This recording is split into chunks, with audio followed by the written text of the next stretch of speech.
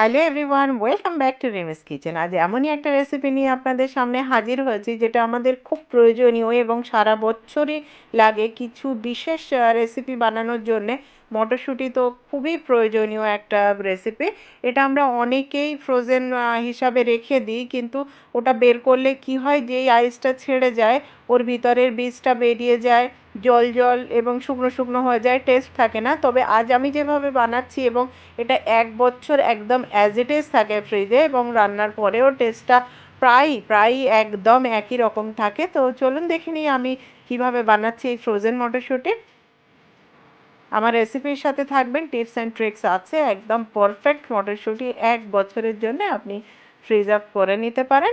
আমি এখানে প্রয়োজন মতো বেশ অনেকটাই জল নিয়ে নিয়েছি, আর জলটা ফুটে গেছে।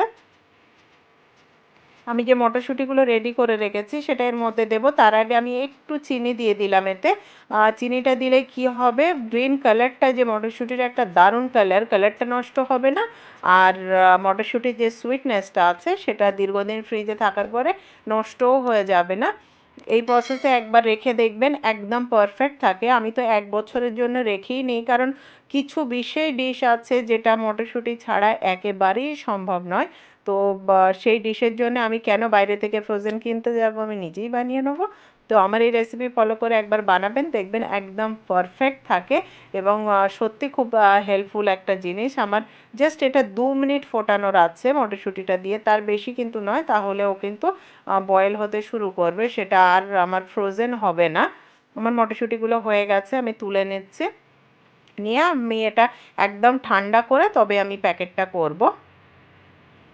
আমার এই রেসিপি যদি আপনাদের ভালো লেগে থাকে তাহলে অবশ্যই আমার চ্যানেলকে লাইক করবেন, শেয়ার করবেন, কমেন্ট করবেন, সাবস্ক্রাইব করতে ভুলবেন না, পাশে থাকা বেল আইকন অবশ্যই প্রেস করবেন। আর আমার এই রেসিপি কেমন লাগলো এবং আপনারা কতদিন এটা ঠিকঠাক রাখতে পারলেন অবশ্যই আমায় জানাবেন। আমি এখানে এই ধরনের জিপার ব্যাগগুলো নিয়ে নিয়েছি। তো আপনারা নর্মালি কোনো কন্টেনারে রাখতে পারেন, এছাড়া এমনি পলি ব্যাগে রেখে গার্ডার দিয়ে আটকে সেটা রাখতে পারেন, সেটাও কিন্তু একদম পারফেক্ট থাকে। কারণ এই ধরনের ব্যাগগুলো ইউজ করলে কি ফ্রিজের ডিপের জায়গাটা কম নেয়, এটা অবশ্যই ডিপে রাখতে হবে, নর্মাল ফ্রিজে এগুলো রাখা যায় না। খুব ছোট্ট একটা রেসিপি, বাট ভীষণ হেল্পফুল একটা রেসিপি।